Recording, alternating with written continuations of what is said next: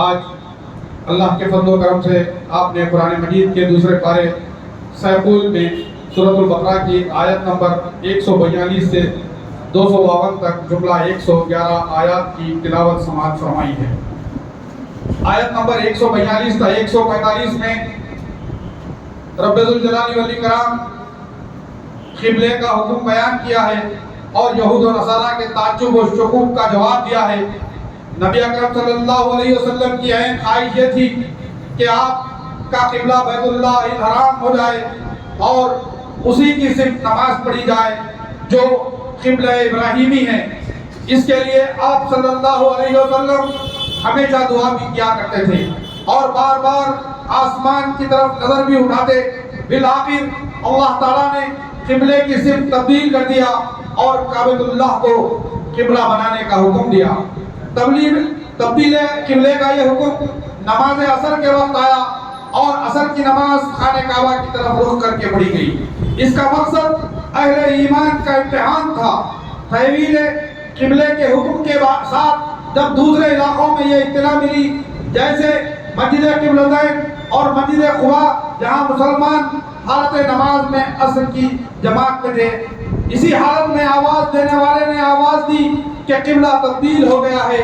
حالت نماز ہی میں مسلمانوں نے رخ موڑ لیا۔ یہاں پر بھی اہل کتاب کی خواہشات کی پیروکاری سے منع کیا گیا اور یہ تنبیہ کی گئی کہ اگر اہل کتاب کی تابعداری کی جائے گی تو ظالم ہو جاؤ گے۔ پھر آیت نمبر 148 تا 149 میں رسول اکرم صلی اللہ علیہ وسلم کو یہ حکم دیا گیا ہے کہ آپ جہاں کہیں بھی رہیں اپنی عبادتوں میں اپنا رخ بیت اللہ الحرام کی جانب کر لیں، یہی دلیل و حجت ہے۔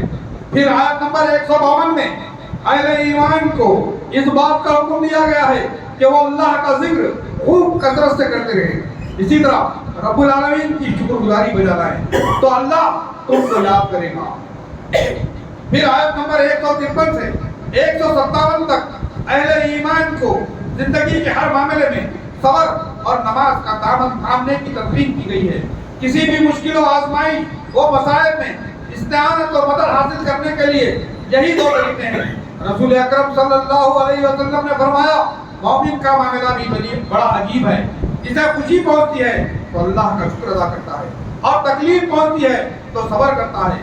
دونوں ہی خصلتیں اور عادتیں اس کے لیے خیر ہیں۔ پھر آیت نمبر 159 سے 160 تک حق و دلائل کتاب و سنت کو چھپانے والوں کے انجام بس سے آگاہ کیا گیا ہے۔ جو لوگ دلائل شریعہ کو چھپانے اور ہدایت کے راستوں میں پیچیدگیاں پیدا کرتے ہیں، انہیں تنبیہ کی گئی ہے کہ ان پر اللہ کی لعنت ہے، فرشتوں کی لعنت ہے، گمراہ کیے گئے انسانوں کی بھی لعنت ہے۔ رسول اکرم صلی اللہ علیہ وسلم نے فرمایا جس کسی سے علم کے متعلق سوال کیا گیا اور وہ علمی حقائق کو چھپاتا ہے تو قیامت کے دن اس کے منہ میں آگ کی لگام ڈالی جائے گی۔ پھر آیت نمبر 161 تا 162 میں فرمایا گیا وہ لوگ جن کی موت کفر و شرک پر ہوئی، ان کے برے انجام کی خبر دی گئی، ان پر اللہ کی لعنت ہے، فرشتوں کی لعنت ہے اور روئے زمین کے سارے انسانوں کی لعنت ہے۔ ان کے عذاب میں کسی بھی قسم کی تکفیر نہیں ہوگی اور نہ ان کی جانب دیکھا جائے گا۔ پھر آیت نمبر 163 تا 164 تک اللہ تعالیٰ نے اپنی توحید بیان فرمائی کہ لائق ہے عبادت و پرستش صرف اسی کی ذات واحد ہے، چونکہ اس نے زمین و آسمان، رات و دن، سمندر کے منافع پیدا فرمائے، ہواؤں، بارش اور زمین کی فصلوں کو پیدا کیا ہے، جس پر اس کا اقتدار ہے، جس نے بے شمار جانداروں کو بھی پیدا فرمایا ہے۔ آیت نمبر 165 میں اہل ایمان اور اہل کفر کے باہمی فرق کو بیان کیا گیا ہے۔ وہ لوگ جنہوں نے اللہ کے ساتھ کفر کیا اور اپنی عبادت کے لیے مختلف ہمہ اقسام کے معبود بنا لیے، وہ اپنے معبودوں سے اسی طرح محبت کرتے ہیں جیسے معبود حقیقی اللہ سے محبت کیا۔ لیکن ایمان والوں کا یہ معاملہ ہے کہ وہ صرف اللہ کی محبت میں سخت ہوتے ہیں اور اللہ کے علاوہ کسی بھی غیر سے ان کی محبت نہیں ہوتی۔ وہ تو صرف اللہ بزرگ و برتر سے شدید محبت کرتے ہیں۔ کفار جب عذاب دیکھ لیں گے تو انہیں احساس ہو جائے گا کہ اب آخرت میں ان کے یہ معبود جن سے وہ محبت کرتے تھے ان کے کچھ کام نہیں آئیں گے، سب عذاب سے دو چار ہوں گے۔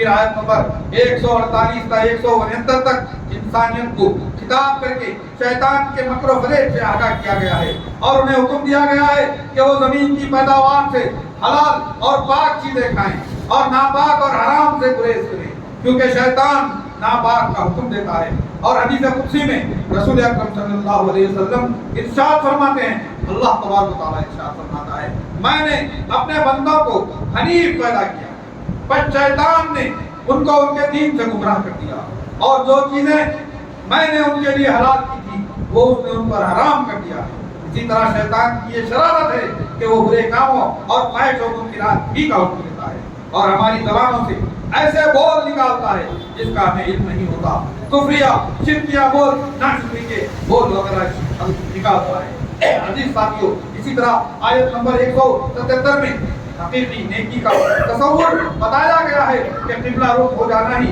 نیکی نہیں ہے۔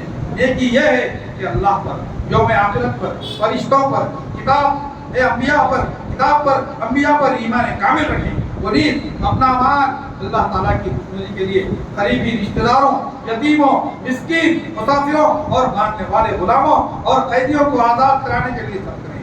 نمازوں کی پابندی ہو، زکوٰۃ ادا کی جائے، عہد و پیمان کی پاسداری رکھی جائے، ابتلا و آزمائش اور مصیبتوں میں صبر کیا جائے۔ دراصل یہی لوگ سچے ہیں اور یہی لوگ متقی ہیں۔ پھر آیت نمبر 178 تا 182 تک قصاص کی حکمت اور اصول بیان کیے گئے ہیں۔ سب سے بنیادی نقطہ یہ ہے کہ قصاص میں زندگی ہے، امن و سکون اور راحت ہے اور دنیا سے خطر و غارتگری کا خاتمہ ہے۔ پھر 180 تا 192 کی آیت میں وصیت کی کے احکام بیان کیے گئے ہیں کہ دراصل یہ حکم آیات موارث سے پہلے کا ہے، جہاں مرنے والا مختلف لوگوں کے لیے وصیت کرتا تھا، لیکن بعد میں اللہ نے وراثت کے احکام ہی نازل فرما دیے۔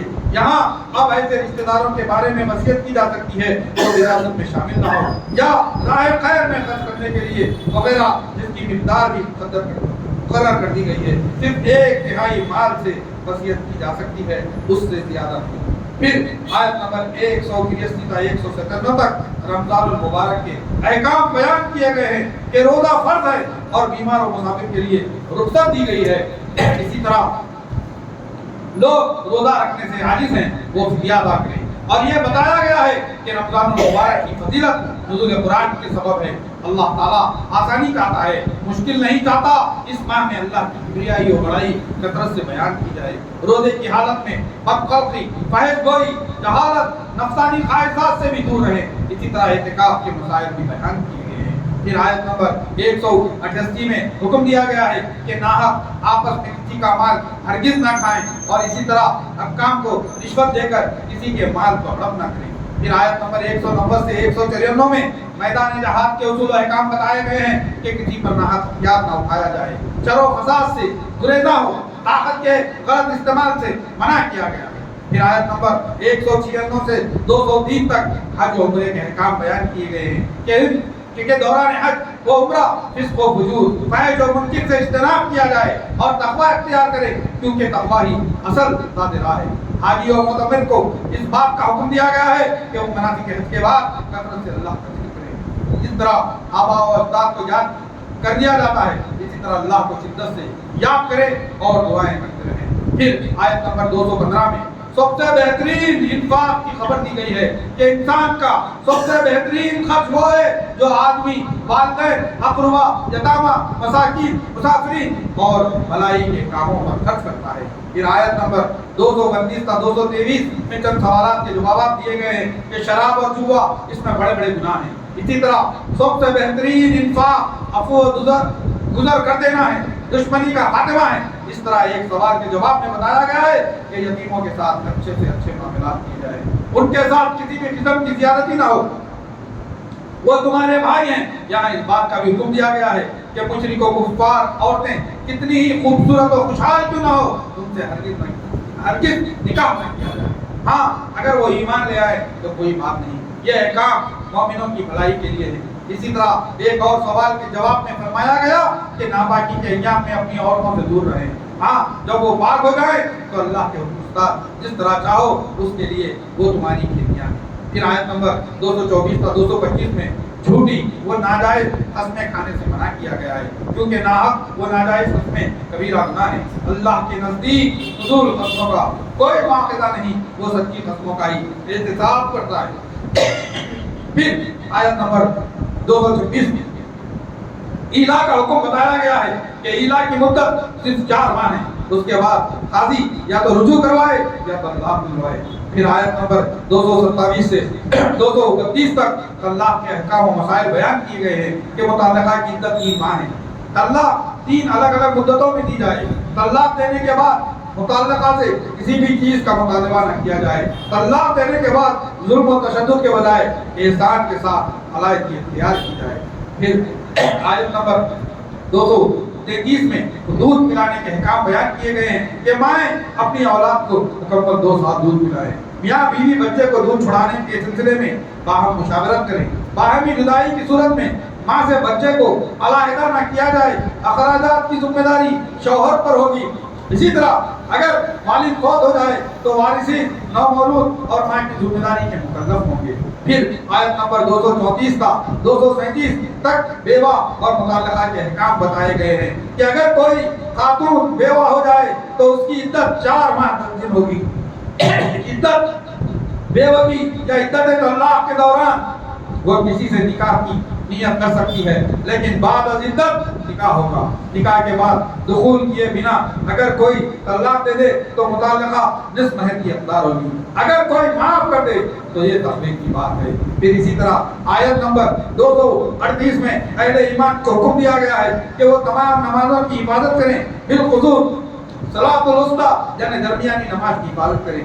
दरमियानी नमाज से मुराद असर की नमाज है और अल्लाह के सामने अदब और एहतराम से खड़े होने की तलकीन की गई है, जिसमें खौफ और खशियत है। फिर आयत नंबर 241 में मुतल्लिका ख़वातीन के साथ हुस्न और सुलूक और नेकी और ihसान की तालीम दी गई है और इकराम को मुत्तक़ियों की सिफात से जोड़ा गया है, यानी इन पर जुल्म और ज़ियादती तक़वे के खिलाफ है। फिर आयत नंबर 245 में अल्लाह ताला की राह में जहाद फी सबीलिल्लाह में खर्च करने को खर्च हसना से तामील किया गया है, जिसके एवज़ अल्लाह ताला बेहिसाब दर्जात को बुलंद करेगा और उसका निकल बदल अता करेगा।